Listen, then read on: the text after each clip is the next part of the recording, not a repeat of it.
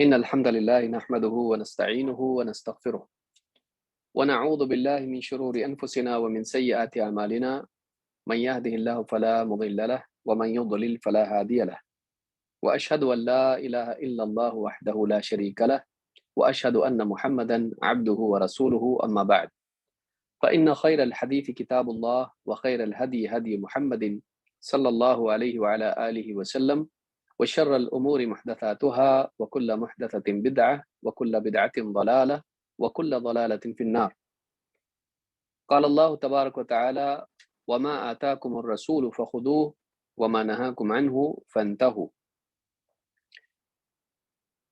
موقر اہل علم، میرے محترم دینی بھائیوں اور قابل احترام ماں اور بہنوں، حافظ ابن حجر العسقلانی رحمہ اللہ کی کتاب بلوغ المرام سے کتاب الجامع کا ایک حصہ باب الترہیب من مساوی الاخلاق، برے اخلاق سے ڈراوے کا بیان، اس باب کی حدیثوں کا مطالعہ ہم کئی ہفتوں سے کر رہے ہیں۔ آج اسی سلسلے کو جاری رکھتے ہوئے ہم حدیث نمبر 28 اور اس سے آگے کی حدیثوں کا مطالعہ کریں گے انشاءاللہ۔ پہلی حدیث اس سلسلے میں جو پہلی حدیث ہمارے سامنے ہے وہ تجسس کے باب میں ہے، لوگوں کی جاسوسی کرنا۔ حدیث کے الفاظ ہیں وعن ابن عباس رضی اللہ عنہما قال قال رسول اللہ صلی اللہ علیہ وسلم من تسمع حدیث قوم وهم له كارهون صب في اذنيه الآنك يوم القیامہ یعنی الرصاص، اخرجہ البخاری۔ عبداللہ ابن عباس رضی اللہ تعالیٰ عنہ سے روایت ہے، فرماتے ہیں اللہ کے رسول صلی اللہ علیہ وسلم نے ارشاد فرمایا کہ جو شخص ایسے لوگوں کی بات سنتا ہے کان لگا کر، جو اس بات کو پسند نہیں کرتے کہ ان کی بات کو سنیں، تو ایسے شخص کے کان میں قیامت کے دن سیسا پگھلا کر ڈالا جائے گا۔ اس حدیث کو امام البخاری نے اپنی صحیح میں روایت کیا ہے۔ حدیث نمبر ہے صحیح بخاری میں حدیث نمبر 7042۔ اس حدیث میں ایک برائی کی طرف اشارہ کیا گیا ہے جو عام طور سے لوگوں کے اندر پائی جاتی ہے، وہ یہ کہ دوسروں کی بات کو وہ کان لگا کر سنتے ہیں، ان کے راز جاننے کے لیے، ان کے عیوب معلوم کرنے کے لیے، ان کی ذاتی زندگی میں جھانکنے کے لیے۔ یہ اچھی بات نہیں ہے۔ کوئی انسان اگر کوئی چیز آپ سے چھپانا چاہتا ہے، آپ جاسوسی کر کے ٹوہ لگا کے اس کو معلوم کرنے کی کوشش کریں، یہ اچھی بات نہیں ہے۔ حدیث کے الفاظ یہاں پر جو آئے ہیں وہ ہے من تسمع حدیث قوم۔ ابن حجر رحمہ اللہ نے اس حدیث کو بالمعنی روایت کیا ہے۔ امام البخاری کے الفاظ تھوڑے مختلف ہیں، اس میں من استمع الی حدیث قوم ہے، تسمع کی جگہ صحیح بخاری کی حدیث میں استمع ہے۔ معنی دونوں کے ایک ہی ہیں، تھوڑا سا فرق ہے۔ استماع کا مطلب ہوتا ہے دھیان سے سننا، لیکن تسمع کا مطلب ہوتا ہے کوشش کر کے، تکلف کر کے، محنت کر کے زبردستی سننے کی کوشش کرنا۔ تو یہاں پر جو لفظ ہے تسمع، یہ بخاری کی حدیث میں نہیں ہے، بلکہ یہ مسند احمد میں ہے۔ امام احمد نے اپنی مسند میں اس کو روایت کیا ہے، اور ان کے الفاظ ہیں من تسمع الی حدیث قوم، جو کوشش کر کے، ٹوہ لگا کے، محنت کر کے کسی کی بات کو سننے کی کوشش کرے، راز والی بات کو۔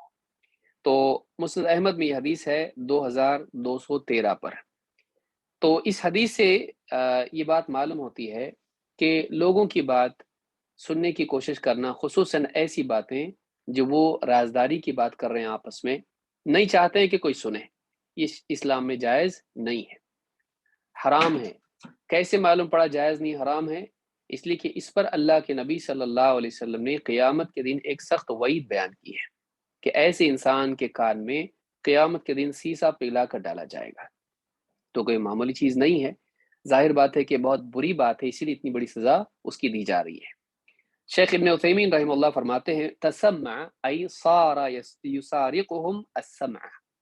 تسمع کا مطلب ہوتا ہے کہ وہ چوری چوری ان کی بات کو سننے کی کوشش کرے، بمعنی ينصت وهم يظنون انه لا يسمع، اس اعتبار سے کہ مثلا لوگ بیٹھے ہیں کونے میں کہیں بات کر رہے ہیں، اور یہ بھی مسجد میں بیٹھا ہوا ہے یا یہ کہیں اور بیٹھا ہوا ہے مجلس میں، اور یہ خاموش بیٹھا ہوا ہے، لوگ یہ سمجھ رہے ہیں کہ یہ نہیں سن رہا ہے، موبائل میں بزی ہے یا کسی اور کام میں ہے، اور یہ چوری سے ان کی بات کو سننے کی کوشش کرے دھیان لگا کے۔ تو اس طرح سے یہ تسمع کے معنی میں آتا ہے۔ کہتے ہیں کہ بمعنی ینصت وهم یظنون انه لا يسمع لکنه یتصید ماذا یقولون، لیکن وہ کیا ہے، گویا کہ جیسے کوئی آدمی شکار پکڑتا ہے، اس کے پیچھے بالکل چپکے سے جا کے اس کو پکڑنے کی کوشش کرتا ہے، اسی طرح سے یہ آدمی بھی ان کی بات کو کسی طرح سے پا لینے کی کوشش کرتا ہے۔ تو ایسا انسان گناہ گار ہے، خصوصاً ایسی صورت میں جبکہ حدیث میں آیا ہے کہ وہ ہم لہو کارہون، وہ پسند نہیں کرتے کہ وہ بات کو سنیں، وہ پسند نہیں کرتے کہ بات کو سنیں۔ کوئی اپنی اولاد کے بارے میں بات کر رہا ہے، کسی عالم سے مشورہ کر رہا ہے، کوئی اپنی بیوی کے بارے میں، کوئی یعنی عورت اپنے شوہر کے بارے میں مسئلہ پوچھ رہی ہے، تو ایک آدمی کان لگا کر اس کو سننے کی کوشش کرے، ان کی ذاتی زندگی کے عیوب، کمیاں، مسائل اور اس طرح کی چیزوں کو جاننے کی کوشش کرے، تو یہ اچھی بات نہیں ہے۔ مسلمان تجسس کرنے والا نہیں ہوتا ہے، یہ اچھا اخلاق نہیں ہے۔ اللہ کے نبی صلی اللہ علیہ وسلم کی ایک اور حدیث اسی باب میں ہے اور اسی معنی میں ہے۔ اللہ کے نبی صلی اللہ علیہ وسلم فرماتے ہیں وَمَنِ اسْتَمَعَ إِلَى حَدِيثِ قَوْمٍ وَلَا يُعْجِبُهُمْ أَن يُسْتَمَعَ حَدِيثُهُمْ أُذِيبَ فِي أُذُنَيْهِ الْآنُكَ، کہ جو آدمی کسی قوم کی یعنی کچھ لوگوں کی بات کو دھیان لگا کر سنے اور انہیں یہ بات پسند نہیں ہو کہ ان کی حدیث، ان کی بات سنی جائے، حدیث کے معنی عربی زبان میں بات کے ہوتے ہیں، تو ان کی بات کوئی سنے وہ پسند نہیں کرتے، لیکن پھر بھی یہ دھیان لگا کہ ان کی بات کو سنے، ٹوہ لگا کہ ان کی بات کو سنے، تو قیامت کے دن اس کے کان میں سیسا، پگھلایا ہوا سیسا ڈالا جائے گا، اونڈیلا جائے گا۔ اس حدیث کو امام احمد نے روایت کیا ہے، مسند احمد حدیث نمبر 10,549، اور حدیث کی سند صحیح ہے۔ علامہ صنعانی رحمہ اللہ سبل السلام میں فرماتے ہیں والحدیث دلیل علی تحریم استماع حدیث من یکرہ سماع حدیثہ، اس حدیث میں اس بات کی دلیل ہے کہ ایسا انسان جس کا سننا لوگوں کو پسند نہ ہو، ایسے انسان کا اس بات کو سننا حرام ہے۔ وَيُعْرَفُ بِالْقَرَائِنِ أَوْ بِالتَّصْرِيحِ، کیسے معلوم پڑے گا کہ وہ لوگ پسند نہیں کرتے ہیں؟ کہتے ہیں کہ دو اعتبار سے، ایک تو قرائن کے ذریعے سے اور دوسرے صراحت کی بنیاد پر۔ جیسے مثلا قرائن کی بنیاد پر، جیسے کوئی آدمی سرگوشی سے اس طرح سے بات کر رہا ہے، کسی کے کان میں قریب جا کر بات کر رہا ہے اور یہ بھی اپنا کان لگا دے وہاں پر سننے کے لیے، تو یہ کیا ہے، وہ جب ایسے بات کر رہا ہے تو اس کا مطلب یہ ہے کہ وہ سنانا نہیں چاہتا ہے۔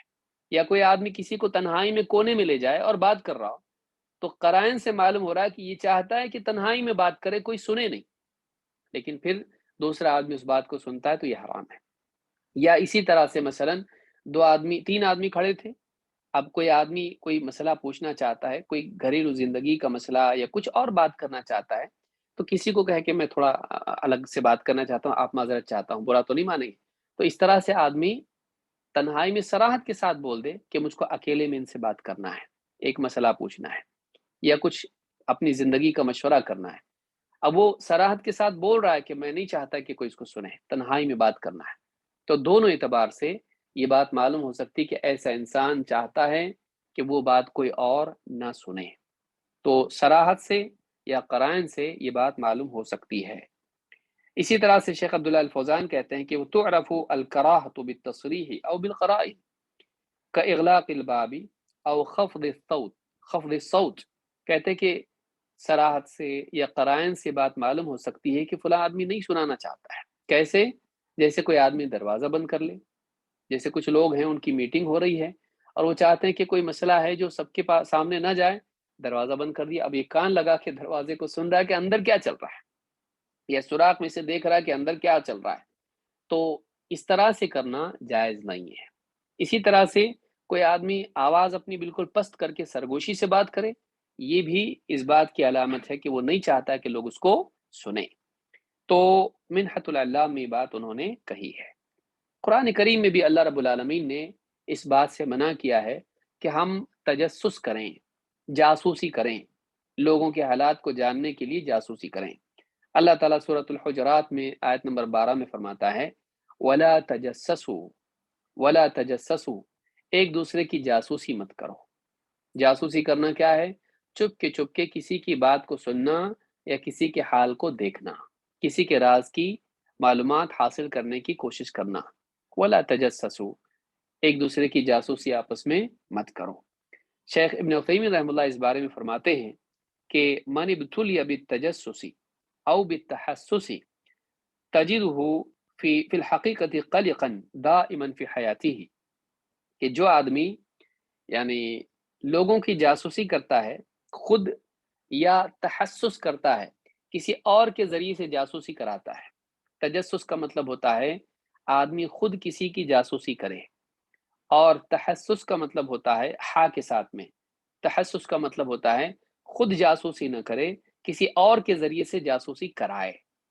تو فرماتے ہیں کہ من ابتلی بالتجسس او بالتحسس تجدہ فی الحقیقت قلقا دائما فی حیاتہ، ایسے آدمی کو تو پائے گا کہ وہ زندگی بھر عام طور سے قلق، یعنی ہمیشہ اس کے دل میں ایک قسم کا قلق ہوتا ہے، ایک قسم کی اس کے دل میں غم، مایوسی، دکھ اس کے دل میں، تکلیف اور درد اس کے دل میں ہوتا ہے۔ وَيَنشَغِلُ بِعُيُوبِ النَّاسِ عَنْ عُيُوبِهِ وَلَا يَهْتَمُ بِنَفْسِهِ، اور ایسا انسان ہمیشہ دوسروں کے عیوب پر نگاہ رکھتا ہے، اور دوسروں کے عیوب کی تلاش اسے اپنے عیوب کے دیکھنے اور ان کی اصلاح سے ہمیشہ باز رکھتی ہے، محروم کر دیتی ہے۔ جو آدمی ہمیشہ دوسروں کے عیوب جاننے کی کوشش میں ہوتا ہے، ایسا انسان اپنے عیوب کی اصلاح سے محروم ہو جاتا ہے، جبکہ اصل زندگی کا مقصد یہ ہے کہ وہ اپنے عیوب کو اپنی زندگی سے نکالیں۔ قد افلح من تزکا یا قد افلح من زکاہا، آدمی مکلف اس بات کا ہے کہ اس کے اپنے عیوب وہ ختم کرے، دوسروں کے عیوب جان کر اس کا فائدہ کیا ہونے والا ہے، جبکہ خصوصاً اس کی زندگی ان سے جڑی ہوئی بھی نہیں ہے۔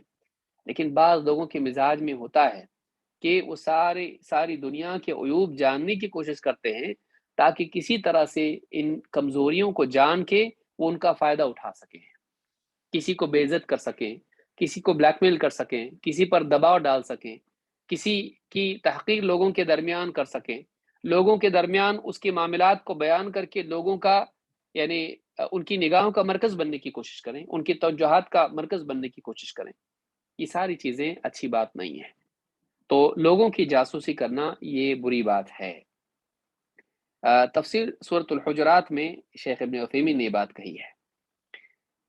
سعید المقبوری کہتے ہیں مررت علی ابن عمر، ابن عمر رضی اللہ تعالیٰ عنہما کے پاس سے میں گزرا، ومعه رجل يتحدث، ان کے ساتھ ایک آدمی تھا جو کچھ باتیں کر رہا تھا، فقمت الیہما، دونوں کھڑے تھے تو میں بھی جا کے کھڑا ہو گیا، آپس میں دونوں بات کر رہے تھے، میں بھی جا کے کھڑا ہو گیا۔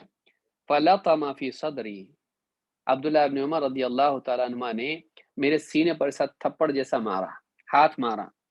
فقال اذا وجدت اثنین یتحدثان فلا تقم معهما، جب تو دیکھے کہ دو آدمی آپس میں بات چیت کر رہے ہیں تو سیدھے جا کے ان کے پاس کھڑے مت ہو جا۔ ولا تجلس معهما، اور نہ جا کے بیٹھ، چاہے وہ کھڑے ہوں یا بیٹھے ہوں، ان کے پاس جا کے کھڑا مت ہو جا تیسرا سننے کے لیے، یا ان کے پاس جا کے ان کی مجلس میں بیٹھ مت، حتی تستأذنہما، یہاں تک کہ تو ان سے اجازت لے لے، بلا اجازت نہیں، اجازت لے کر ٹھیک ہے۔ فقلت اصلحک اللہ یا ابا عبد الرحمن انما رجوت ان اسمع منکما خیرا، کہا کہ اے ابو عبد الرحمن اللہ آپ کا حال درست فرمائے، میں تو بس اس تمنا میں، اس امید میں آیا تھا کہ آپ دونوں شاید کوئی خیر کی بات کر رہے ہیں تو میں بھی وہ سن لوں، دین کی کوئی بات ہوگی تو اس لیے سنوں۔ تو اس طرح سے انہوں نے اپنی معذرت پیش کی کہ میں جاسوسی کے لیے نہیں آیا تھا، بلکہ میں اس لیے آیا تھا کہ شاید آپ کوئی دین کی بات کر رہے ہوں گے تو میں آپ کی بات آ کر سنوں۔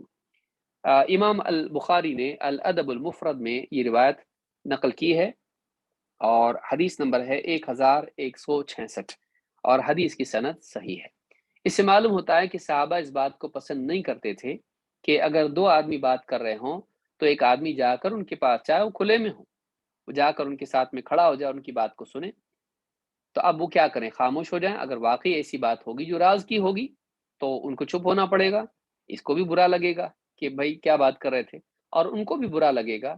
اس سے بہتر یہ ہے کہ ایک آدمی جب دیکھے کہ دو لوگ بات کر رہے ہیں تو ان کی اجازت لے کر ان کے پاس جائے کہ میں آ سکتا ہوں، کوئی آپ کی پرائیویٹ بات تو نہیں ہے؟ اگر وہ کہے کہ ہاں تھوڑا سا ہم کچھ ذاتی مسئلے پر گفتگو کر رہے ہیں، برا بھی نہیں مانے۔ بعض لوگوں کو برا لگتا ہے کہ ایسی کون سی بات ہے جو آپ مجھ سے چھپا رہے ہو، میں پرایا ہوں کیا آپ کا؟ تو اس کو برا لگتا ہے۔ بہت ساری باتیں آدمی اپنے بالکل قریبی سے بھی نہیں بتا سکتا ہے۔ ایک آدمی مثال کے طور پر اپنے بھائی سے وہ بات نہیں کر سکتا ہے جو ڈاکٹر سے کر سکتا ہے، یا اپنے دوست سے جو بات کر سکتا ہے وہ اپنی بیوی سے نہیں کر سکتا ہے۔ تو بعض اوقات بہت ساری زندگی کی تجارتی، طبی یا کچھ اور مسائل، دینی مسائل ہوتے ہیں جو ہر آدمی سے، چاہے وہ کتنا ہی قریب ہو، چاہے وہ کتنا ہی قریبی ہو، اس کے سامنے بیان نہیں کرنے ہوتے ہیں۔ ہر بات کا ایک اہل ہوتا ہے، ہر بات کا ایک شخص ہوتا ہے جس کے سامنے بات بیان کی جاتی ہے۔ ہر بات سب کے سامنے بیان نہیں کی جاتی ہے۔ تو یہ سمجھداری بھی لوگوں میں ہونا چاہیے۔ اگر کوئی آدمی آپ سے چاہے کہ بھائی تھوڑا سا مجھ کو اکیلے میں بات کرنا ہے، تو اس کی اس پرائیویسی کو رسپیکٹ کرنا چاہیے، اس سے برا نہیں ماننا چاہیے، اتنا برا نہیں ماننا چاہیے، کیونکہ ہر آدمی کے پاس کچھ ایسی باتیں ہوتی ہیں جو سب سے شیئر نہیں کر سکتا ہے۔ تو اس حدیث سے بات معلوم ہوتی ہے۔ لیکن کیا سوال یہاں یہ پیدا ہوتا ہے کہ کیا سرے سے جاسوسی حرام ہے؟ کیا کسی کی تحقیق کرنا ہی غلط ہے؟ نہیں، بعض ایسے حالات بھی ہوتے ہیں جن میں جاسوسی کرنا ضروری ہو جاتا ہے، جائز نہیں بلکہ ضروری ہوتا ہے۔ خاص کر کے جیسے مثال کے طور پر پولیس ہے، ان کے لیے ضروری ہوگا کہ وہ تحقیق کریں، معلومات لیں۔ یا اسی طرح سے اسلام اور کفر کے درمیان جنگ جاری ہے، تو ایسے ایسے موقع پر مسلمان جا کر دشمنوں کی جاسوسی کر سکتے ہیں، اور ہر ملک کرتا ہے۔ دوسرے ملکوں میں ان کے اپنے جاسوس ہوتے ہیں جو ان کی حفاظت کے لیے، کہ کوئی ایسی کارروائی وہ نہ کر رہے ہوں کہ ہم لوگوں کے لیے نقصان ہو، وہ کرنا پڑتا ہے، وہ غلط بھی نہیں ہے۔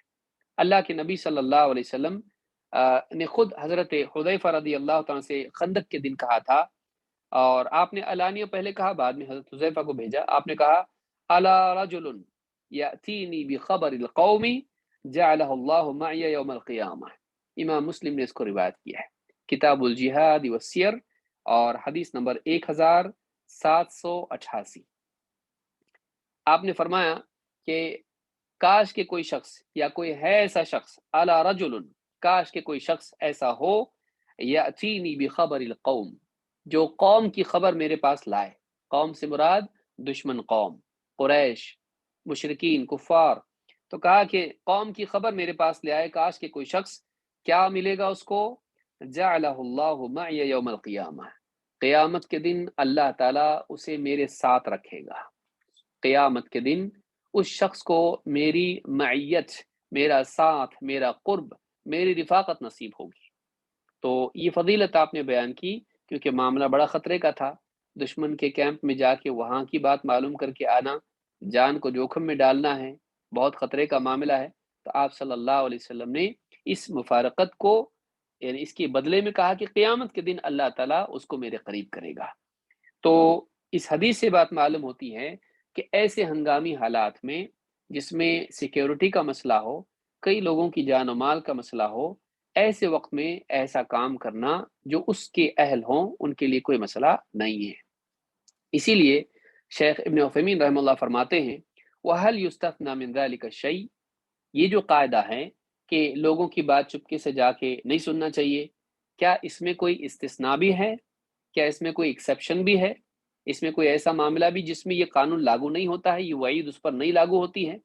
تو کہا کہ نعم یستثنى من ذلك التسمع الى العدو، کہتے ہیں کہ اس میں دشمن کی بات چپکے سے جا کر سننا، جو مسلمانوں کا دشمن ہو، اس کی بات سن کر اس کی جاسوسی کر کے خبر لانا، اس کا استثناء اس میں ہو سکتا ہے۔ فإن التسمع إلى العدو جائز، اس لیے کہ دشمن سے جا کر ان کی بات سن کے آنا یہ جائز ہے۔ ولہذا كان النبی صلی اللہ علیہ وسلم یرسل الجواسیس العیون ترى ماذا يصنع العدو، کہ اسی لیے اللہ کے رسول صلی اللہ علیہ وسلم جاسوس بھیجا کرتے تھے تاکہ دیکھیں کہ دشمن کیا کر رہا ہے۔ تو دشمن کے جو بھی کارروائیاں ہیں ان کو جاننے کے لیے جاسوس اگر حکومت بھیجتی ہے تو اس میں کوئی برائی نہیں ہے۔ عالمی سطح پر سارے ہی ملک ایسا کرتے ہیں اور اس میں کوئی برائی نہیں سمجھتا ہے۔ یہ اپنی ان کی حفاظت کے لیے ہوتا ہے اور یہ وار کی اور گورنمنٹس کی اسٹریٹجی کے طور پر یہ استعمال کیا جاتا ہے، اس میں کوئی حرج نہیں ہوتا ہے۔ تو یہ بات شیخ ابن عثیمین نے کہی ہے۔ اسی طرح سے فرماتے ہیں کہ وَمِن فوائد الحدیث ان الجزاء من جنس العمل، اس حدیث کے فوائد میں سے ایک بات یہ بھی ہے کہ جزا عمل کی جنس سے ہوتی ہے۔ کئی مرتبہ ہم یہ قاعدہ دیکھ چکے ہیں کہ جو بھی کام انسان کرتا ہے اللہ کے ہاں، چاہے وہ اچھا کام ہو یا برا کام ہو، اس کا بدلہ اسی عمل کے مطابق اللہ تعالیٰ دیتا ہے۔ اس حدیث میں کیا ہے؟ کہتے ہیں کہ وجہ انہ لما کان التسمع بالاذن کان العذاب علی الاذن، کہتے ہیں کہ اسی اعتبار سے دیکھا جائے تو بات یہ ہے کہ جب گناہ کان والا تھا تو سزا بھی کان کو دی گئی۔ یعنی جب آدمی کان لگا کر لوگوں کے راز کی باتیں جاسوسی کے طور پر سنتا ہے، اس کی سزا یہ ہے کہ قیامت کے دن اس کے کان میں سیسا پگھلا کر ڈالا جائے گا۔ اس نے کان کھولا تھا، اس کا کان بند کر دیا جائے گا، کیسے؟ سیسا ڈال کر۔ تو فتح ذی الجلال والاکرام میں شیخ ابن عثیمین نے یہ بات کہی ہے۔ تو اس حدیث سے کل ملا کر یہ بات سمجھ میں آتی ہے کہ ایک انسان کو لوگوں کی باتیں، عوام کی باتیں، اپنے اقربا ہوں، پڑوسی ہوں، دوست احباب ہوں یا عام اجنبی انسان ہوں، بعض اوقات انسان اتنا انٹرسٹڈ ہوتا ہے کہ دو اجنبی بھی اگر بات کر رہے ہیں تو ان کی بات بھی سننے کا شوق ہوتا ہے کہ کچھ تو بات، کیونکہ انسان کے اندر ایک تجسس ہوتا ہے۔ یہ اچھی بات نہیں ہے، اسلامی اخلاق نہیں ہے کہ لوگوں کی پرائیویسی میں آدمی انٹروڈ کرے، یہ اچھی بات نہیں ہے۔ تو اس کی سزا یہ ہے کہ قیامت کے دن اس کے کان میں سیسا پگھلا کر ڈالا جائے گا، جو اس بات کی علامت ہے کہ یہ گناہ کبیرہ ہے، یہ گناہ کبیرہ ہے۔ جو گناہ آخرت میں یا دنیا میں اللہ کے عذاب کے مستحق بناتے ہیں، جس پر کوئی خاص وعید آئی ہو، اس بات کی علامت ہوتی ہے کہ یہ گناہ بڑا گناہ ہے، چھوٹا نہیں ہے۔ آئیے آگے بڑھتے ہیں اور حدیث نمبر 29 دیکھتے ہیں۔ حدیث نمبر 29 کیا حدیث ہے؟ وعن انس قال قال رسول اللہ صلی اللہ علیہ وسلم طوبى لمن شغله عیبه عن عیوب الناس، اخرجہ البزار باسناد حسن۔ ایک اعتبار سے دیکھا جائے تو یہ حدیث بھی یہ حدیث پچھلی حدیث سے ایک اعتبار سے متعلق ہے کہ بعض اوقات انسان، جیسے پچھلی حدیث میں ہم نے دیکھا کہ لوگوں کے عیوب یا ان کے حالات، ان کے مخفی معاملات، ان کو جاننے کے لیے تجسس کرتا ہے۔ یہاں اس حدیث میں بات ہے کہ عقل مند آدمی وہ ہے جو لوگوں کی فکر سے زیادہ اپنی فکر کرنے والا ہو، لوگوں کے عیوب کو جاننے سے زیادہ اپنے عیوب کا معائنہ اور اس کی اصلاح اس کے لیے زیادہ مہم ہو، زیادہ اہم ہو۔ تو اس حدیث میں یہ بات ہے کہ خوشخبری ہے اس انسان کے لیے، خوشخبری ہے اس انسان کے لیے کہ من طوبى لمن شغلہ عیبہ عن عیوب الناس، کہ جسے اس کے اپنے عیوب، اس کا اپنا عیب، اس کی اپنی برائی دوسروں کی برائی کی ٹوہ میں رہنے سے مشغول کر دے، وہ اپنی کمیوں میں اتنا بزی ہو جائے، ان کی اصلاح میں، ان کو جاننے میں، کہ دوسروں کے بارے میں کھود کرید کرنے سے وہ محفوظ ہو۔ اس کو اتنا وقت ہی نہ ملے کہ بھائی دوسروں کے عیوب دیکھنے کے لیے میرے پاس وقت ہی نہیں ہے، میرے اندر اپنے اتنے عیب ہیں کہ ان کو ڈھونڈنا اور ان کی اصلاح کرنا، اسی میں میرا وقت چلا جاتا ہے۔ کیونکہ مکلف آدمی اسی کا ہے کہ وہ اپنے عیوب سے نجات حاصل کر کے اللہ کے پاس پاک صاف ہو کر جائے۔ یہ نہیں کہ سارے جہاں کے عیوب معلوم کر کے انفارمیشن منسٹر بن کے اللہ کے پاس پہنچے، نہیں، وہ اپنے عیوب کی اصلاح کرنے میں زیادہ انٹرسٹڈ ہو، یہ سمجھدار آدمی ہے۔ اس حدیث کو امام البزار نے روایت کیا ہے، لیکن یہ حدیث سند کے اعتبار سے ضعیف ہے۔ شیخ الالبانی نے الجامع الصغیر میں اس حدیث کو ضعیف قرار دیا ہے، حدیث نمبر 3644 پر۔ یہ حدیث سند کے اعتبار سے ضعیف ہے، لیکن معنی کے اعتبار سے حدیث صحیح ہے۔ یعنی بعض یعنی احادیث کا معاملہ یہ ہوتا ہے کہ اس میں جو بات ہوتی ہے وہ بات صحیح ہوتی ہے، لیکن اس بات کا انتساب نبی صلی اللہ علیہ وسلم سے نہیں کیا جا سکتا ہے۔ کیوں؟ اس لیے کہ قابل اعتماد سند سے وہ ہم تک نہیں پہنچی، لہٰذا ہم یہ تو کہیں گے بات صحیح ہے، لیکن ہم یہ نہیں کہہ سکتے کہ واقعی اللہ کے نبی صلی اللہ علیہ وسلم نے یہ بات کہی ہے۔ تو شیخ الالبانی کہتے ہیں کہ ان الحدیث الضعیف سندن قد یکون صحیحا معنا، کبھی ایسا ہوتا ہے کہ ایک حدیث سند کے اعتبار سے ضعیف ہوتی ہے لیکن معنی کے اعتبار سے وہ صحیح ہوتی ہے۔ سند کے اعتبار سے ضعیف لیکن میننگ اس کے صحیح ہے، بات اس پہ جو بیان ہوئی صحیح ہے۔ لموافقت معناه لنصوص الشریعتی، اس لیے کہ اس کے جو معنی ہیں وہ شرعی نصوص کے عموم کے مطابق ہوتی ہے۔ کئی ایسی باتیں اسلام میں آئی ہیں، کئی ایسی دلیل دوسری ہیں جن میں وہی بات آئی ہے، تو یہ بات بھی انہی باتوں کے موافق ہوتی ہے۔ تو شرعی نصوص کی موافق ہونے کی وجہ سے بات صحیح ہوتی ہے لیکن حدیث صحیح نہیں ہوتی ہے۔ کہتے ہیں مثل حدیث طوبى لمن شغلہ عیبہ عن عیوب الناس، مثال کے طور پر اسی حدیث کو دیکھ لیجئے کہ خوشخبری اس انسان کے لیے جو جسے اس کے اپنے عیوب دوسروں کے عیوب کے پیچھے پڑنے سے محفوظ کر دے، مشغول کر دے۔ کہتے ہیں نحوہ کثیر ولكن ذلك مما لا يجيز نسبته الى النبی صلی اللہ علیہ وسلم۔ کہتے ہیں اس طرح کی کئی حدیثیں ہیں، سند سے ضعیف ہیں، معنی صحیح ہے، لیکن پھر بھی بات یہ ہے کہ ان کے معنی کا صحیح ہونا اس بات کی گنجائش پیدا نہیں کرتا کہ ہم اس کی نسبت اللہ کے نبی صلی اللہ علیہ وسلم سے جوڑیں اور کہیں کہ یہ نبی صلی اللہ علیہ وسلم نے فرمایا۔ ہم یہ نہیں کہہ سکتے۔ تو چاہے کتنی صحیح بات حدیث میں کیوں نہ ہو، اس بات کو تو قبول کیا جا سکتا ہے لیکن اس بات کی نسبت اللہ کے نبی صلی اللہ علیہ وسلم کی طرف نہیں کی جا سکتی کیونکہ سندن وہ حدیث صحیح نہیں ہے۔ تو تحریم و آلات الطرب میں صفحہ نمبر 74 پر شیخ الالبانی نے یہ بات کہی ہے۔ تو کل ملا کے بات یہ معلوم ہوئی کہ بعض اوقات حدیث سندن ضعیف ہوتی ہے، معنن صحیح ہوتی ہے، لہٰذا علماء بعض اوقات اپنی کتاب میں بطور استشہاد اس کو پیش کرتے ہیں کہ بات تو چونکہ صحیح ہے اور حدیث ضعیف ہے، گھڑی ہوئی نہیں ہے۔ یہ بھی بات یاد رکھیں کہ ایک دم جھوٹی حدیث بیان کرنا ٹھیک نہیں ہے، لیکن بعض اوقات ضعیف حدیث ہوتی ہے لیکن اصولاً وہ بات صحیح ہوتی ہے، اس لیے علماء اخلاق کے باب میں بعض اوقات ان حدیثوں کو ذکر کرتے ہیں لیکن اس کی نسبت نبی صلی اللہ علیہ وسلم سے نہیں جوڑنا چاہیے۔ اور اگر اس کو اس طرح سے بتاتے بھی ہیں فلاں صحابی سے روایت ہے کہ نبی صلی اللہ علیہ وسلم نے فرمایا، آخر میں کہہ دینا چاہیے کہ یہ حدیث سند کے اعتبار سے ضعیف ہے تاکہ پڑھنے والا دھوکے میں نہ رہے، اس سے معلوم ہو جائے کہ حدیث ضعیف ہے۔ لیکن سوال یہ پیدا ہوتا ہے کہ بعض کتابوں میں یہ ذکر نہیں ہوتا ہے کہ حدیث ضعیف ہے جبکہ وہ حدیث ضعیف ہوتی ہے۔ ایسا کیوں ہوتا ہے؟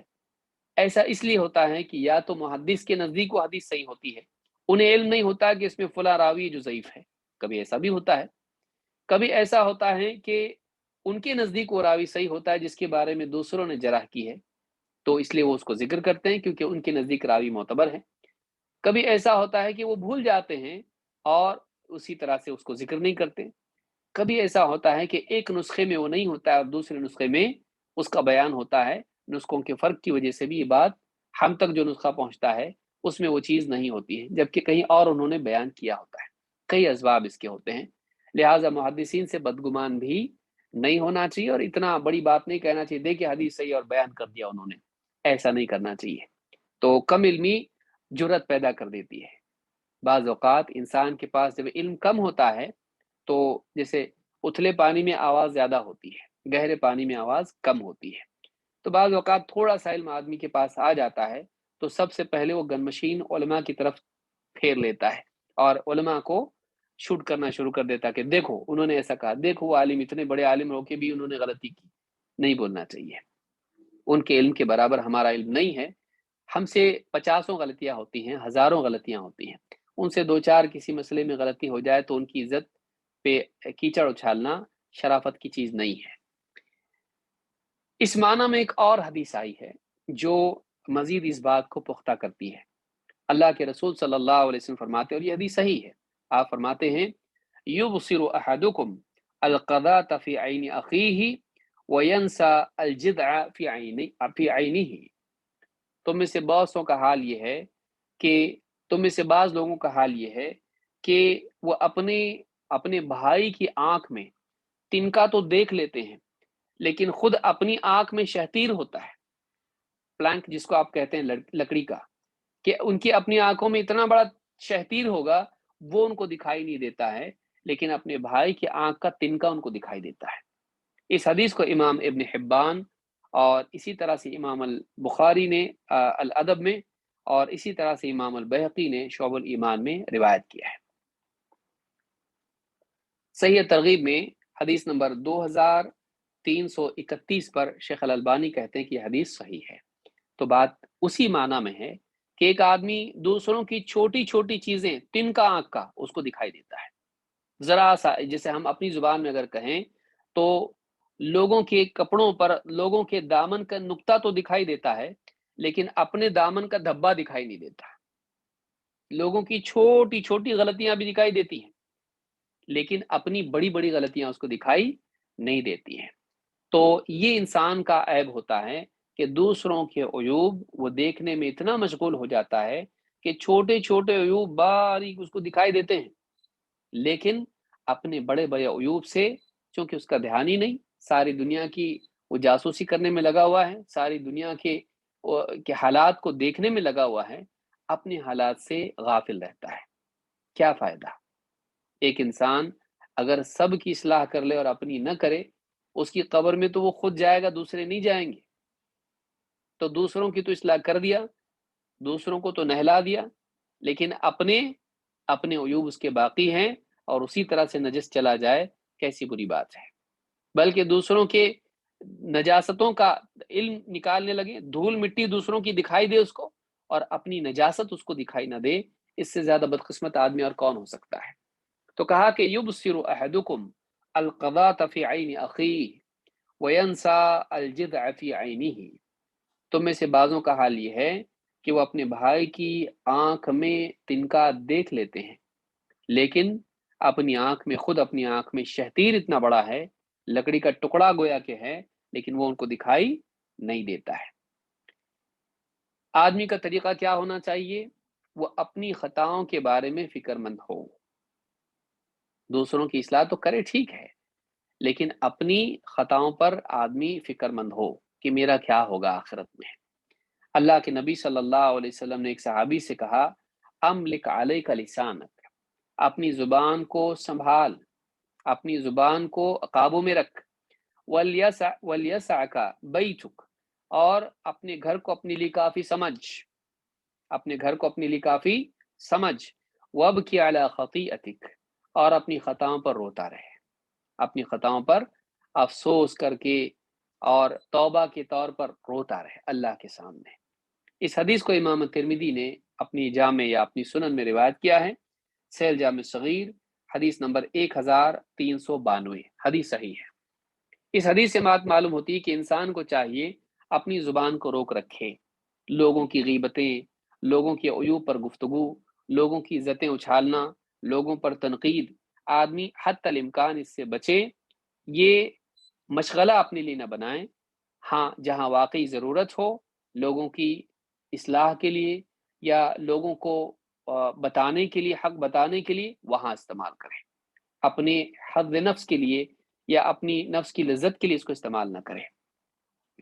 अपनी बड़ाई को बताने के लिए सब पे तनकीद, इस पे तनकीद, उस पर तनकीद, नतीजा यानी मकसूद क्या है कि सब कमज़ोर हैं, सब कमतर हैं, सब ऐब वाले हैं, मैं इतना ऊँचा हूँ कि सबकी गलतियाँ बताता हूँ। बाज़ औक़ात ऐसा भी होता है। लोगों पर तनकीद करना ज़िम्मेदारी है, वो नफ्स की लज्जत के लिए नहीं है। अम्लिक अलैका लिसानक, अपनी ज़ुबान काबू में रख। वलियसअका बैतुक, अपने घर को अपने लिए काफ़ी समझ। सारे गाँव में घूम के सबकी इन्फॉर्मेशन जमा करना अच्छी बात नहीं है। वलियसअका बैतुक, अपने घर को अपने लिए काफ़ी समझ। वबकी अला खतीअतिक, और अपनी खताओं पर रोता रहे, अपनी खताओं पर नदामत के आंसू रो, अपनी खताओं पर अल्लाह के आगे गिड़गिड़ा के तौबा क्या, अपने लिए माफ़ी करा अल्लाह से रो धोकर। तो ये हदीस बताती है कि इंसान को अपनी खताओं की फ़िक्र ज़्यादा करना चाहिए। लेकिन क्या इसका ये मतलब है कि हम लोगों की गलतियों पर निगाह न डालें, लोगों की इस्लाह ही नहीं करें? नहीं, बल्कि वो भी हमको करना चाहिए। अल्लाह ताला कुरान करीम में फरमाता है, और इस आयत से अक्सर लोग गलतफ़हमी पढ़ते हैं, इसके सही माना जानना ज़रूरी है। अल्लाह ने फरमाया या अय्युहल्लज़ीना आमनू अलैकुम अनफुसकुम ला यदुर्रुकुम मन दल्ला इज़ा इह्तदैतुम, सूरतुल माइदा आयत नंबर 105। ऐ ईमान वालो, अलैकुम अनफुसकुम, तुम अपनी फिक्र करो, अलैकुम अनफुसकुम ला यदुर्रुकुम मन दल्ला इज़ा इह्तदैतुम, किसी की गुमराही तुमको नुकसान नहीं पहुंचा सकती अगर तुम खुद हिदायत पर हो। यानी कोई आदमी गुमराह होता है तो उसकी गुमराही से तुमको कोई नुकसान नहीं है अगर तुम हिदायत पर हो। तो तुम अपने को हिदायत पर लाने की कोशिश करो, तुम अपनी फिक्र पहले करो। इस आयत में ये बताया गया कि कोई अगर इस्लाम कबूल नहीं करता है, कोई आदमी अगर हिदायत का रास्ता नहीं अपनाता है, तुम्हारा इसमें क्या नुकसान है? वो अगर मानता नहीं है तो कम से कम तुम अपने रास्ते को अपना लो, तुम हिदायत के रास्ते को मत छोड़ो। इस आयत में ये बताया गया है कि किसी का गुमराह हो जाना तुमको नुकसान नहीं पहुंचाएगा। जैसे मिसाल के तौर पर कई लोग मुर्तद होने लगे, कई लोग इस्लाम की दावत के बावजूद इस्लाम को नहीं चुनते हुए किसी और धर्म को, दीन को चुनने लगे। तुम्हारा इसमें क्या नुकसान है? तुम अपने दीन को थामे रहो। किसी और की गुमराही से तुम्हारी आखिरत नहीं बिगड़ती है, किसी और की गुमराही से तुम्हारी आखिरत खराब नहीं होती है। तुम अपने दीन पर कायम रहो, तुम हिदायत के रास्ते को पकड़े रहो। लेकिन क्या इसका ये मतलब है कि हम दूसरों की कमियों और दूसरों की गलतियों की इस्लाह न करें, उनको उनके हाल पर छोड़ दें? नहीं।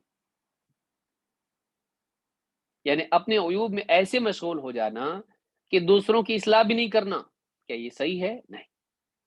अपने अतराफ जो लोग जी रहे हैं उनकी इस्लाह भी ज़रूरी है। इस हदीस में ये नहीं कहा गया है कि दूसरों की इस्लाह मत करो, दूसरों को गलतियों पर टोको मत।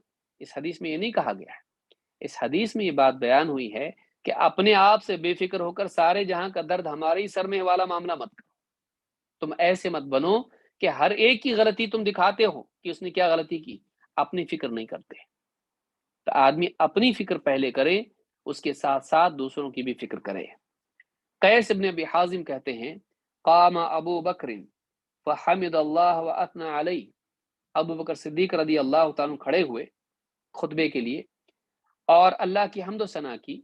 सुम्मा क़ाल अय्युहन्नास, फिर खड़े होकर कहा, खुतबे में कहा कि अय्युहन्नास, ए लोगो, इन्नकुम तक़रऊन हाज़िहिल आया, तुम ये आयत पढ़ते हो, या अय्युहल्लज़ीना आमनू अलैकुम अनफुसकुम ला यदुर्रुकुम मन दल्ला इज़ा इह्तदैतुम, तुम ये आयत पढ़ते हो, ए ईमान वालो, तुम अपनी फिक्र करो, तुम अपना ख्याल रखो, तुम अपने बारे में फिक्रमंद हो जाओ।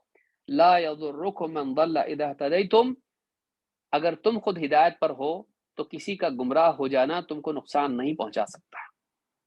ये आयत तुम पढ़ते हो, व इन्ना समिअना रसूल अल्लाह सल्लल्लाहु अलैहि वसल्लम यक़ूल, जबकि हमने अल्लाह के रसूल सल्लल्लाहु अलैहि वसल्लम को ये भी फरमाते सुना है, इन्नन्नासा इज़ा रअउल मुनकरा ला युगय्यिरूनहु औशक अन यउम्महुम अल्लाहु बिइक़ाबिही, लोग अगर किसी मुनकर को देखें लेकिन उस मुनकर को बदले नहीं, उसकी इस्लाह न करें, उसकी तगयीर के लिए कोशिश न करें, उस मुनकर को ख़त्म करने के लिए कोशिश न करें, तो करीब है कि अल्लाह ताला ऐसा अजाब भेजे जो सबको अपनी लपेट में ले ले।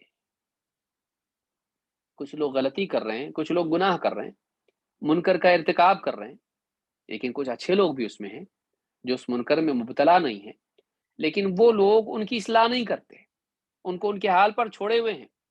अगर वो इस्लाह न करें तो बहुत मुमकिन है अल्लाह ताला ऐसा अजाब भेजे जिसकी लपेट में बुरे तो बुरे अच्छे भी आ जाएं। अच्छे क्यों आए? इसलिए कि उन्होंने उस बुराई को ख़त्म करने की कोशिश नहीं की और गलती करने वालों को रोकने की कोशिश नहीं की। तो इस हदीस को इमाम अहमद, अबू दाऊद, तिरमिज़ी और इब्न माजा ने रिवायत किया है और अल्फाज इब्न माजा के हैं और इब्न हिब्बान ने भी इसको रिवायत किया है। इब्न माजा में यह हदीस मौजूद है 4005 नंबर पर, 4005 पर, और शेख अल अलबानी कहते हैं कि हदीस सही है। इस हदीस से बात मालूम होती है कि इस आयत का ये मतलब नहीं है अलैकुम अनफुसकुम, तुम बस अपनी फिक्र करो, दूसरों को बिल्कुल उनके हाल पर छोड़ दो, ये मतलब नहीं है। बल्कि तुम खुद हिदायत को थामे रहो, चाहे दूसरे गुमराह हो जाएं, ان کا گمراہ ہو جانا تم کو نقصان نہیں پہنچائے گا، ان کی وجہ سے تم ہدایت کو مت چھوڑو۔ یہاں آیت میں یہ بات بیان کی جا رہی ہے، تم ہدایت پر ہو نا، دوسروں کی گمراہی تم کو نقصان نہیں پہنچا سکتی ہے، لیکن تم دوسروں کی اصلاح مت کرو، اس آیت میں یہ نہیں ہے۔ کیونکہ احادیث میں اور قرآن میں بھی اللہ تعالیٰ نے کانوا لا یتناہون عن منکر فعلوہ، بنی اسرائیل پر عذاب کیوں آیا، ان سے اللہ تعالیٰ کیوں ناراض ہوا اور انبیاء نے ان پر لعنت کیوں کی؟ کانوا لا یتناہون عن منکر فعلوہ، اللہ نے فرمایا کہ وہ ایک دوسرے کو منکرات پر منع نہیں کرتے تھے، ایک دوسرے کو منکرات سے روکتے نہیں تھے۔ تو یہ اچھی بات نہیں کہ ایک انسان لوگوں کو برائی کرتا ہوا دیکھے اور روکے نہیں۔ تو اس حدیث سے بات معلوم ہوتی ہے کہ انسان دوسروں کو برائیوں سے روکے، لیکن جو حدیث الباب ہے جو ہم نے پڑھی، اس میں کیا بیان کیا گیا ہے؟ خوشخبری اس انسان کے لیے ہے آخرت کی، جس کو اس کے اپنے عیوب دوسروں کے عیوب میں مشغول ہونے سے روکتے ہیں۔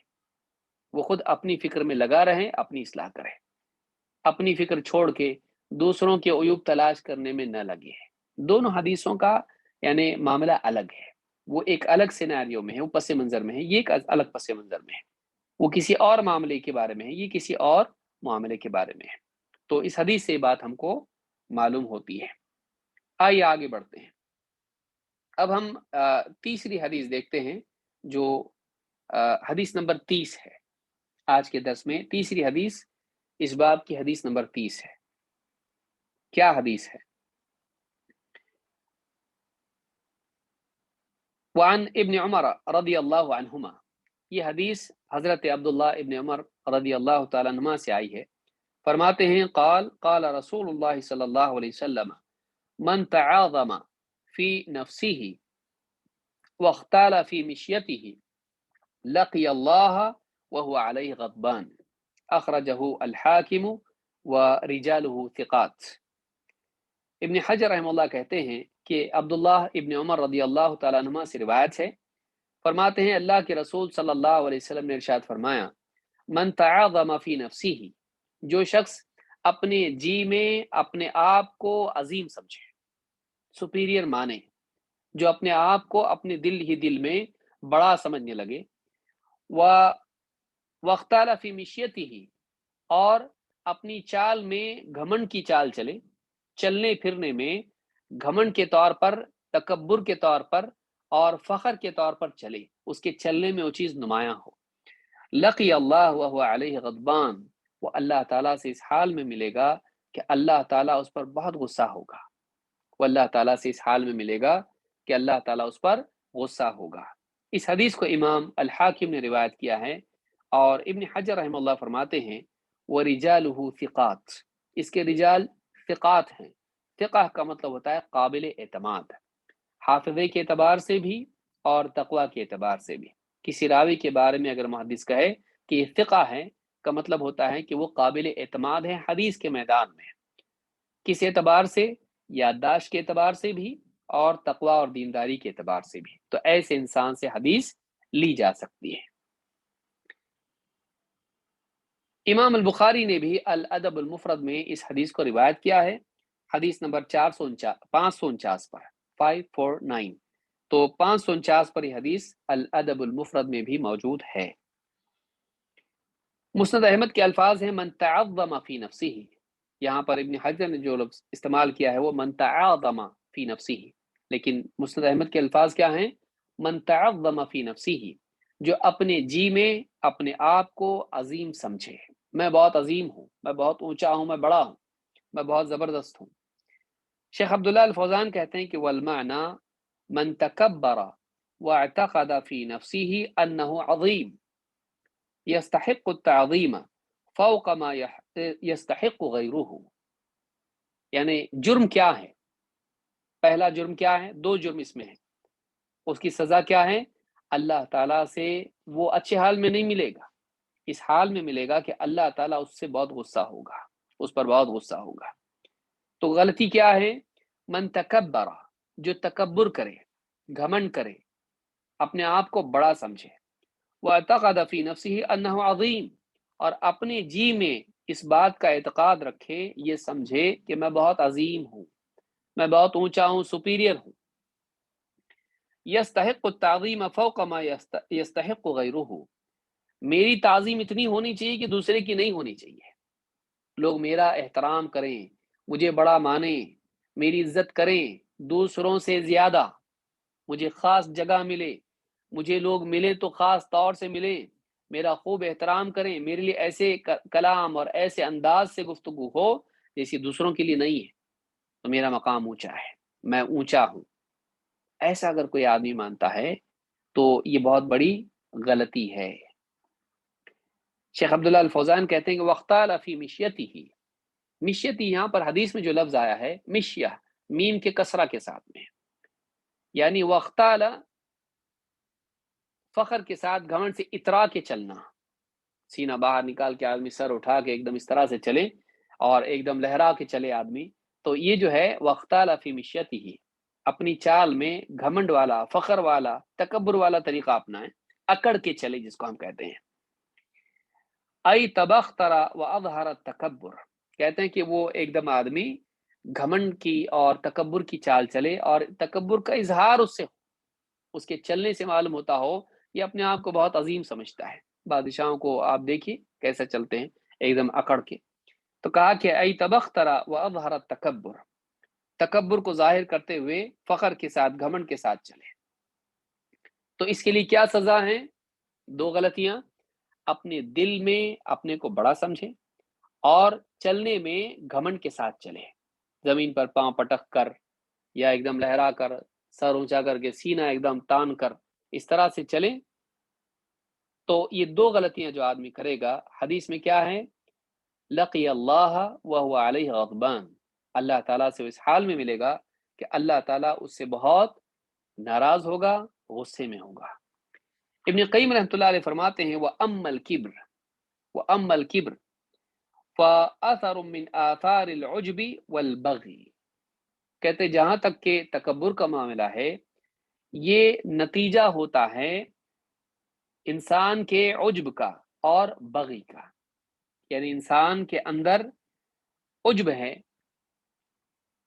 یعنی انسان اپنے اوپر تعجب کرتا ہے، اپنے کو بہت اچھا مانتا ہے، اپنے اوپر جو ہے اپنی آپ کو بہت اعلیٰ سمجھتا ہے، تو اس کا نتیجہ کیا ہوتا ہے؟ آدمی کے اندر گھمنڈ پیدا ہوتا ہے، اپنی خوبیوں پر نگاہ اور اپنے عیوب کو نہ دیکھنا، اپنی خوبیوں کو دیکھ کر اس میں خوش ہونا، یہ عجب ہے۔ عجب کس کو کہتے ہیں؟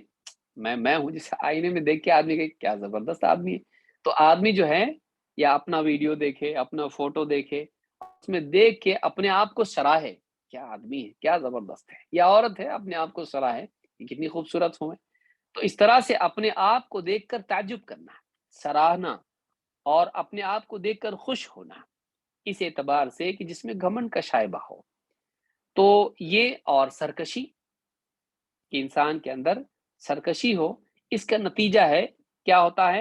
تکبر پیدا ہوتا ہے۔ وَأَمَّا الْكِبْرُ فَأَثَرٌ مِّنْ آثَارِ الْعُجْبِ وَالْبَغْيِ مِنْ قَلْبٍ قَدْ امْتَلَأَ بِالْجَهْلِ وَالظُّلْمِ، کہتے ہیں کہ یہ ایک ایسے دل سے صادر ہوتا ہے، تکبر ایسے دل سے نکلتا ہے کہ جو بھرا ہوا ہو جہالت اور ظلم سے، جہالت اور ظلم، یا اندھیرا اس کو کہہ لیجیے، یا ظلم اس کے اندر ہو، تو جس دل کے اندر جہالت ہو اور جس کے دل میں ظلم اور ظلم کا اندھیرا ہو، ایسے دل سے تکبر نکلتا ہے۔ ظاہر بات ہے کہ جو آدمی واقعی اللہ رب العالمین کی عظمت سے بھرا ہوا ہو، وہ اپنی عظمت سے کیسے بھرے گا؟ جس دل میں اللہ کی عظمت میں نقص ہو، اسی دل میں اپنی عظمت آتی ہے۔ خالق کی عظمت سے جب دل عاری ہو یا ناقص ہو، تبھی مخلوق کی عظمت اس دل میں ہوتی ہے اللہ کے مقابلے میں۔ تو ایک انسان اپنی بڑائی کب دیکھتا ہے؟ جب اللہ رب العالمین کے تعلق سے وہ غافل ہو جاتا ہے۔ تو من قلب قد امتلأ بالجہل والظلم، ایسا دل جو جہالت اور ظلم سے بھر گیا ہو، اسی دل سے گھمنڈ ظاہر ہوتا ہے، اسی کا نتیجہ ہوتا ہے کہ آدمی گھمنڈ میں مبتلا ہوتا ہے۔ ترحلت منہ العبودیہ، جس میں سے بندگی نکل چکی ہو، وَنَزَلَ عَلَيْهِ الْمَقْتُ، اور جس پر اللہ کی طرف سے ناراضگی کا نزول ہوا ہو۔ ایسا دل جو جہالت سے، ظلم سے لبریز ہو، اور جس کے اندر اللہ کی بندگی والے جذبات ہی نہ ہوں، اپنی بڑائی ہو، اللہ کی بڑائی نہیں ہو، بندگی پست کر دیتی انسان کو، بندگی کے جذبات نہیں ہے اس کے اندر، اور اللہ کی طرف سے اس پر ناراضگی نازل ہوئی ہو، اللہ کی طرف سے نفرت اس پر آئی ہو، ایسا ہی دل ہے جو تکبر والا دل ہوتا ہے اور جو اپنے اوپر تعجب کرتا ہے، سرکش بنتا ہے۔ تو کتاب الروح میں ابن قیم نے یہ بات کہی ہے، جس سے معلوم ہوتا ہے کہ انسان جب واقعی اللہ کا بندہ بن جاتا ہے تو اس سے گھمنڈ، تکبر، عجب، سرکشی، فخر جیسی چیزیں چھن جاتی ہیں۔ وَعِبَادُ الرَّحْمَنِ الَّذِينَ يَمْشُونَ عَلَى الْأَرْضِ هَوْنًا، رحمان کے بندے تو وہ ہیں کہ جب زمین میں چلتے ہیں تو عاجزی اور تواضع کے ساتھ چلتے ہیں۔ وَإِذَا خَاطَبَهُمُ الْجَاهِلُونَ قَالُوا سَلَامًا، اور جاہل جب ان سے الجھ پڑتے ہیں تب بھی وہ سلامتی ہی کی بات کرتے ہیں۔ تو ان کے چلنے میں اور ان کے بولنے میں عاجزی اور تواضع ہوتی، گھمنڈ نہیں۔ گھمنڈ کیا کرتا ہے؟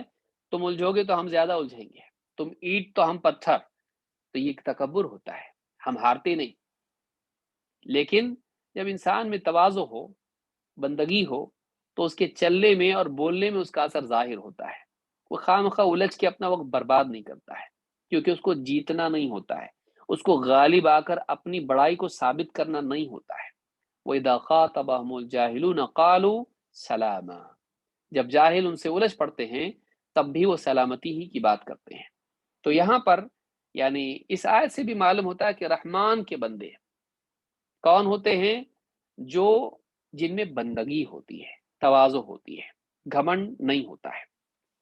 اللہ کے نبی صلی اللہ علیہ وسلم نے عجب کے بارے میں کیا کہا؟ آپ فرماتے ہیں ثلاث مہلکات، تین چیزیں ہیں جو ہلاک کرنے والی ہیں۔ ثلاث مہلکات و ثلاث مہلکات، تین چیزیں جو ہلاک کرنے والی ہیں وہ کیا ہیں؟ ہوا متبع وشح مطاع واعجاب المرء بنفسه، تین چیزیں کیا ہیں؟ ہوا متبع، ایسی خواہش، ایسا فلسفہ جس کا انسان پیروکار ہو جائے، فالوور ہو جائے۔ بس دماغ میں ایک آئیڈیا آیا، آدمی اسی کو اپنے لیے کیا بنا لیا، ایک اپنے لیے فلسفہ بنا لیا، اب اس کے پیچھے چلنے لگ گیا، چاہے وہ اس کا اپنا گھڑا ہوا ہو یا کسی اور کا ہو۔ نیا آئیڈیا ہے، اس آئیڈیا کے حساب سے وہ جی رہا ہے، آئی ہیو این آئیڈیا، اب اسی آئیڈیا کے پیچھے پوری زندگی لگا دی۔ صحیح ہے کہ غلط ہے، حق ہے، باطل ہے، شریعت کے مطابق ہے، غلط ہے۔ آپ دیکھیے کئی خواتین ہیں آج کے دور میں، نئے نئے آئیڈیاز ان کے دماغ میں آتے ہیں، اس کے پیچھے چلنے لگ جاتے ہیں۔ میرا جسم میری مرضی، پڑوس کے ملک میں آپ دیکھیے، یا اسی طرح سے اور بھی بہت سارے لوگ ہیں جو نئے نئے آئیڈیاز لے کر آتے ہیں اور اس کے مطابق جینے لگتے ہیں، اس کا دفاع کرتے ہیں، اس کو پروموٹ کرتے ہیں۔ یہ نہیں دیکھتے کہ شریعت کیا چاہتی ہے۔ آزاد مزاجی انسان کو گٹر میں لے جاتی ہے، آزاد مزاجی انسان کو گندگی کے کنویں میں لے جاتی ہے، کھائی میں لے جاتی ہے، ہلاکت میں لے جاتی ہے۔ دیکھنے کے اعتبار سے تو بہت اچھا لگتا ہے کہ بھئی ہم فری ہو جائیں گے، آزادی۔ آپ بتائیے کسی گاڑی کو اگر آزادی مل جائے ڈرائیور سے تو گاڑی کہاں جائے گی؟ سوچنے کی چیز ہے۔ ہاں، اسٹیئرنگ پہ کوئی ہے ہی نہیں، آزادی، بس چھوڑ دو اس کو، اس کے حال پہ چلے گی نا، گاڑی تو ہے نا بھائی، کیا ہے اس کو کسی چلانے کی کیا ضرورت ہے؟ اس کا دل جہاں چاہے جائے، یا کسی بندر کو بٹھا دیے اس گاڑی میں، جو چاہے وہ چلاؤ، بچے کو بٹھا دیجئے، نہیں، سمجھدار کے ہاتھ میں اسٹیئرنگ ہونا چاہیے۔ تو ہم سمجھدار کہ اللہ کے رسول صلی اللہ علیہ وسلم زیادہ سمجھدار، ہم زیادہ علم و حکمت والے یا اللہ رب العالمین زیادہ علم و حکمت والا؟ تو ڈاکٹر کے ہاتھ سے تو انجیکشن لے کے خود نہیں لگاتا، اس کے ہاتھ سے تو دوائی خود چھین کے اپنے حساب سے گنتی نہیں بناتا کتنے وقت کھانا ہے، برابر اس کی مانتا ہے۔ لیکن دین کے معاملے میں اللہ اور اس کے رسول کی نہیں مانتا، اپنی چلاتا ہے، مجھے جو صحیح لگتا ہے میں کروں گا، دس از مائی لائف۔ انگلش بولنے سے غلط بات صحیح ہو جاتی نہیں، لیکن ہم لوگوں کی عقل ایسی بن گئی ہے کہ جو بھی مغرب سے اگر کوئی چیز آتی ہے، ویسٹرن کنٹری سے جو آتی ہے، تو ان کے اگر چھلکے بھی ہوں تو ہمارے لیے بہت وہ تبرک کی چیز بن جاتے ہیں. اگر وہ کچھ کھا کے چھلکے بھی پھینک دیں تو ہم لوگ بڑی عقیدت سے اس کو اٹھاتے ہیں. کیوں؟ کیونکہ پڑھے لکھے لوگوں کی طرف سے آیا یہ. اللہ تعالی ہم لوگوں کو ہدایت دے، سمجھ دے. اللہ کے رسول صلی اللہ علیہ وسلم نے جو ہم کو دیا ہے اس سے بہتر کچھ نہیں ہے. ان خیر الحدیث کتاب اللہ وخیر الہدی ہدی محمد صلی اللہ علیہ وسلم. سب سے بہترین بات اللہ کی بات ہے، اور سب سے بہترین اسوہ نمونہ محمد صلی اللہ علیہ وسلم کا ہے. ہم دوسروں کو اسوہ بنائیں، ان کے فلسفوں کو لیں، ان کے آئیڈیاز کو لیں، ان کی باتوں کو، ان کی تعلیمات کو، ان کی آئیڈیالوجیز کو ہم لیں، اور اسلام کو ہم چھوڑ دیں. ہم سے زیادہ بدقسمت کون ہو سکتا ہے جو پا کے محروم ہو گیا؟ بدقسمت محروم وہ اتنا بڑا بدقسمت نہیں ہے جس کو ملا ہی نہیں. بدقسمت وہ ہے، بڑا ہی بدقسمت وہ ہے، ملا لیکن اس نے خود کھو دیا اس کو. مل کے بھی وہ محروم. کتنا محروم ہے. نادان لوگ ہیں، وہ بڑے نادان لوگ ہیں جو شریعت کے مقابلے میں اپنی عقل کو یا کسی اور ٹرینڈ کو وہ زیادہ اہمیت دیتے ہیں. اللہ ہدایت دے دے. وَثَلَاثُ مُهْلِكَاتٍ هَوَى مُتَّبَعٍ. ایسی خواہش جس کا انسان فالوور ہو جائے، پیروکار ہو جائے، اس کی اتباع کرنے لگے. وَشُحٌّ مُطَاعٍ. ایسی لالچ جس کا انسان فرما بردار غلام بن جائے. ایسی لالچ، ٹھیک ہے بھائی، ہر انسان کے دل میں لالچ ہوتی ہے کچھ نہ کچھ درج. اسی لیے تو آدمی تجارت کرتا ہے، اسی لیے تجوری بناتا ہے، اسی لیے بینک بیلنس اس کا ہوتا ہے. برا نہیں ہے، فی نفس ہی لالچ بری نہیں، لیکن ایسی لالچ جو انسان کی مالک بن جائے، پھر وہ صحیح غلط کو دیکھنے کی بجائے فائدہ نقصان ہی کو دیکھنے لگے، وہ دینے کی جگہ بھی بچانے لگے، جہاں دینا فرض ہو وہاں بھی وہ روکنے لگے. ایسی لالچ جو انسان کی مالک بن جائے اور یہ اس کا غلام بن کے اس کا فرما بردار بن جائے. وہ شح مطاع. ایسی لالچ جو انسان کی مالک بن کر یہ اس کا فرما بردار بن جائے، وہ مطاع بن جائے اس کی، جس کی اطاعت یہ کرنے لگے. وہ اعجاب المرء بنفسه. اور یہ کہ انسان کا اپنے اوپر ناز کرنا، انسان کا اپنے اوپر ناز کرنا. میں سید ہوں، میں بہت ٹیلنٹڈ ہوں، میں مالدار ہوں، میں خوبصورت ہوں، میرے پاس ٹیکنالوجی ہے، میرے پاس دنیا کی چیزیں ہیں، میرے پاس سب سے اچھی موٹر کار ہے، میرے پاس فلاں چیز ہے، میرے اتنے فالوور ہیں ٹویٹر پہ، یوٹیوب پہ اور فیس بک پہ. یہ جو چیزیں ہیں، انسان کا اپنے اوپر ناز کرنا، اپنے اوپر اعجاب کرنا، میں کتنا زبردست ہوں، میں بھی کچھ ہوں. انسان کا اپنے آپ کو کچھ سمجھنا. آپ دیکھیں بعض اوقات آدمی کو دو چار حدیثیں یاد ہوتی ہیں، علماء کی پیچھے پڑ جاتا ہے، علماء کو مشورے دینے لگتا ہے، حالانکہ ناک صاف کرنے کا سلیقہ بھی اس کے پاس نہیں ہوتا ہے، لیکن علماء کو بتایا علماء نے ایسا نہیں کرنا چاہیے، علماء نے ایسا کرنا چاہیے. اچھا ٹھیک ہے، کسی ایک عالم سے غلطی ہو سکتی ہے، علل اطلاق سارے علماء غلط، اور یہ جو بتا رہا ہے اس کو فالو کرنا چاہیے. اس کے گھر میں اس کی کوئی مانتا نہیں ہے، تجارت میں 4 بار دھوکے کھا چکا ہے، میڈیکل معاملات میں ابھی بھی یہ بیمار ہے، کئی مرتبہ ڈاکٹر اس کو ڈانٹ چکا ہے، لیکن علماء کو مشورہ دے گا. امت کے مسائل میں یہ گھر کے مسائل حل نہیں کر سکتا ہے، امت کے مسائل حل کرے گا. کیوں؟ یہاں معاملہ بیٹھا ہوا ہے، میں کچھ ہوں، میری بھی مانو، میری سنو. تو ہر انسان میں رائے دینے کا شوق ہوتا ہے، اور لوگوں کو یعنی رائے دینا یہ اپنے کو بڑا سمجھ کے آدمی رائے دیتا ہے. بہت سے لوگوں کا حال یہ ہوتا ہے کہ وہ اپنے آپ کو کچھ سمجھتے ہیں، اور جہاں نہیں بھی دینا ہے رائے وہاں بھی رائے دیتے ہیں، بغیر علم کے رائے دیتے ہیں. رائے دینے کے لیے نہ خرچہ ہوتا ہے نہ علم کی ضرورت ہے، بس بولنا پڑتا ہے، کچھ بھی آدمی بولتا ہے. وہ اعجاب المرء بنفسه. انسان کا اپنے آپ کو کچھ سمجھنا. تو یہ 3 باتیں ہیں جو ہلاک کرنے والی ہیں. امام الطبرانی نے الاوسط میں اس کو روایت کیا ہے، اور سیل جامع صغیر میں حدیث نمبر 3039 پر شیخ الالبانی کہتے ہیں کہ حدیث حسن درجے کی ہے.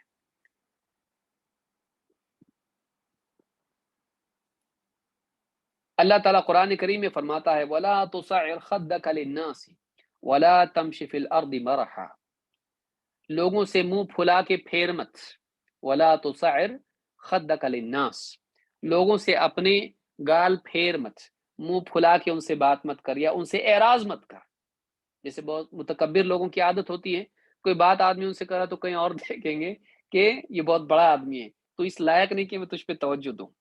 لوگوں کا حال ہوتا ہے، اب دنیا میں بہت طرح طرح کے لوگ ہیں، رنگ برنگے لوگ ہیں، وہ اپنی بڑائی کو جتانے کے لیے بہت کچھ کرتے ہیں کہ کوئی آدمی ان سے بات کر رہا ہے تو وہ دوسری طرف دیکھے گا یہ بتانے کے لیے کہ میں بہت بڑا آدمی ہوں، اتنا ایک دم توجہ سے تجھ کو دیکھوں تو اتنا بڑا ہے تھوڑی ہے، تو میں کہیں اور دیکھوں گا۔ لوگوں کو چھوٹا محسوس کرانے کے لیے ایسا کرتے ہیں۔ تو کہا ولا تصعر خدك للناس ولا تمشي في الارض مرحا، اور زمین میں اترا کر مت چل، ان اللہ لا يحب كل مختال فخور، اللہ تعالیٰ ایسے انسان کو پسند نہیں کرتا ہے جو اکڑ کے چلتا ہے اور فخر کرتا ہے۔ اللہ تعالیٰ ایسے انسان کو پسند نہیں کرتا جو اکڑ کے چلتا ہے، مختال اور فخور ہو، فخور فخر کرنے والا، بات بات پہ فخر کرتا ہے۔ ہم یہ میں نے میری ہسٹری تم دیکھو معلوم پڑے گا، اور میں اتنا میری اتنے اچیومنٹس ہیں اور میں اس خاندان کا ہوں اور میں ایسا ہوں، میری یہ کوالیفیکیشن ہے، فخر کرنے والا۔ اللہ تعالیٰ ایسے انسان کو پسند نہیں کرتا ہے۔ یہ سورہ لقمان میں آیت نمبر 18 میں اللہ نے کہا ہے۔ اللہ کے نبی صلی اللہ علیہ وسلم فرماتے ہیں خرج رجل ممن كان قبلكم، تم سے پہلے کا آدمی تھا، اپنے گھر سے نکلا، فی حلۃ لہو، اپنے ایک لباس پہن کے، خاص زینت والا لباس پہن کے، یختال فیہا، اور اس میں اکڑ کے چل رہا تھا، گھر سے ایک دم زبردست لباس زیب تن کیا پہنا اور اس کے بعد اکڑ کے چلنے لگا زمین پر۔ فامر اللہ الارض فاخذته فهو يتجلجل فيها الى يوم القیامہ، فهو يتجلجل فيها او قال يتلجلج فيها الى يوم القیامہ، الى يوم القیامہ، کہا کہ اللہ تعالیٰ نے زمین کو حکم دیا تو زمین نے اس کو دھنسا دیا، اللہ تعالیٰ کے حکم سے زمین نے اس کو نگل لیا، یہاں تک کہ وہ قیامت کے دن تک زمین میں دھنستا ہی جا رہا ہے، دھنستا ہی جا رہا ہے، دھنستا ہی جا رہا ہے۔ کیوں؟ کیا گناہ تھا اس کا، کیا غلطی تھی اس کی؟ اپنے گھر سے اچھا لباس پہن کے نکلا اور اکڑ کے چلنے لگا، اس کی اکڑ کی وجہ سے اللہ نے اس کو سزا دی کہ زمین کو حکم دیا کہ اس کو نگل جا، زمین اس کو نگل گئی اور وہ قیامت تک زمین میں دھنستا جا رہا ہے۔ تو اونچا ہے نا، ہم تو اس کو نیچا کر دیں گے، الجزاء من جنس العمل۔ تو اونچائی چاہتا تھا، رفعت چاہتا تھا، لوگوں میں اکڑ کے چل رہا تھا، پھر یہ اکڑ کو ہم توڑیں گے، اللہ نے اس کو نیچے کر دیا، کیا کیا؟ زمین میں دھسا دیا تجھ کو۔ اس حدیث کو امام الترمذی نے روایت کیا ہے اور یہ حدیث صحیح ہے، صحیح الترمذی سنن صحیح الجامع صغیر، صحیح الجامع صغیر حدیث نمبر 3222۔ اس حدیث سے معلوم ہوتا ہے کہ یہ بھی کبیرہ گناہ ہے، انسان کا اپنے اوپر ناز کرنا، کیونکہ مہلک ہے یہ چیز، اور انسان کا اپنے کو بڑا سمجھنا اور اترا کر چلنا، تو یہ چیز کیا ہے؟ یہ چیز بری ہے اور اس پر اللہ تعالیٰ ناراض ہوتا ہے۔ حدیث میں کیا ہے کہ من تعظم فی نفسہ، جو اپنے جی میں اپنے کو بڑا سمجھے، واختال فی مشیتہ، اور اپنے اکڑ کر چلے، اکڑ کر چلے، لقی اللہ وہو علیہ غضبان، اللہ تعالیٰ سے وہ اس حال میں ملے گا کہ اللہ تعالیٰ اس سے سخت ناراض ہوگا، اللہ اس سے سخت غصہ ہوگا۔ تو اس حدیث میں یہ بات معلوم ہوئی کہ انسان کو اپنے جی میں اپنے کو چھوٹا سمجھنا چاہیے۔ میں بھی عام مسلمانوں میں سے ایک مسلمان ہوں، میں ایک عام انسان ہوں، میرے اندر کچھ خوبیاں ہیں، اللہ کا شکر ہے، اللہ کی توفیق سے ہے، میرے اندر کچھ کمیاں ہیں، میرا اپنا عیب ہے، اللہ نے موقع دیا تھا اصلاح کا، بہتر بننے کا، اب تک نہیں بن پایا، اللہ سے امید ہے آج نہیں تو کل بن جاؤں گا۔ یہ انسان کا مزاج ہونا چاہیے، اللہ کی عطا کی ہوئی خوبیوں پر شکر کرے، اپنی طرف نسبت نہ کرے، میرا کمال ہے، اللہ کا احسان ہے، اور اپنی جو کمیاں ہیں ان کی نسبت اپنی طرف کرے، اور یہ مانے کہ میری کمیاں ہیں، یہ میری کوتاہیاں ہیں، اللہ سے امید رکھے کہ اللہ اس کو بہتر بننے کا موقع دے گا۔ یہ صحیح ایٹیٹیوڈ ہے انسان کا زندگی میں جینے کا، شکر اور ندامت دونوں کو ساتھ میں لے کر چلنا، اپنی اصلاح کی فکر اور اپنی خوبیوں پر اللہ کا شکر، ان کے ساتھ آدمی زندگی میں آگے بڑھے، ایسا انسان بیلنسڈ آدمی ہے۔ اپنی خوبیوں پر فخر کرنا یا اپنی غلطیوں کو دیکھ کر اللہ کی رحمت سے مایوس ہو جانا، دونوں بھی غلط ہے۔ امید اور شکر کے ساتھ آدمی چلے، تواضع کے ساتھ آدمی چلے، یہ آدمی دنیا میں بھی کامیاب ہے، اور لوگ بھی ایسے انسان سے محبت کرتے ہیں۔ اکڑنے والے سے کوئی محبت کرتا نہیں، سامنے تعظیم کرے گا، پیچھے غیبت کرے گا، سامنے بولے گا۔ ہر اکڑنے والے کو کچھ خوشامدی مل جاتے ہیں، وہ کہے گا میں بہت زبردست ہوں، ہاں صاحب آپ بہت زبردست ہیں، آپ سے زبردست کون ہو سکتا ہے، آپ کی طرح تو کوئی پیدا ہی نہیں ہوا 100 سال میں۔ تو بولیں گے بولنے والے، ان کا فائدہ ہوتا ہے اس لیے بولتے ہیں۔ منفعت پسند لوگ ایسے گھمنڈی لوگوں کو جھوٹی خوشامدی مل جاتے ہیں، لیکن پیچھے کہیں گے بے وقوف آدمی ہے، کیا سمجھتا اپنے آپ کو، پیچھے آپ کی برائی کریں گے۔ اللہ ہم سب کی حفاظت کرے۔ لیکن اگر آدمی تواضع والا ہو تو اس سے لوگ محبت کرتے ہیں، اس سے لوگ محبت کرتے ہیں، نفرت نہیں کرتے ہیں۔ اللہ تعالی ہم سب کو ان نفسیاتی، سائیکولوجیکل یا اخلاقی برائیوں سے اللہ تعالی ہم کو محفوظ رکھے، اور ایک اچھا مسلمان بن کر اچھے اخلاق کے ساتھ زندگی گزارنے کی توفیق عطا فرمائے۔ اقول هذا واستغفر الله لي ولكم۔ جزاک اللہ خیر شیخ، اللہ یعطیک العافیہ شیخ۔ ایک ضروری اعلان سامعین کے لیے یہ ہے کہ انشاءاللہ اگلے 2 ہفتے پروگرام کے اوقات تبدیل کیے جا رہے ہیں نمازوں کی وجہ سے۔ انشاءاللہ 18 اور 25 مارچ کو پروگرام کا وقت ہوگا سعودی عرب کی ٹائمنگ کے مطابق 4:35 پر پروگرام شروع ہوگا اور 5:50 تک چلے گا، اور ہندوستان کی ٹائمنگ کے مطابق 7:05 پر پروگرام شروع ہوگا اور 8:20 تک پروگرام چلے گا۔ جزاک اللہ خیر شیخ، اللہ یعطیک العافیہ۔ السلام علیکم ورحمۃ اللہ وبرکاتہ۔ وعلیکم السلام ورحمۃ اللہ وبرکاتہ۔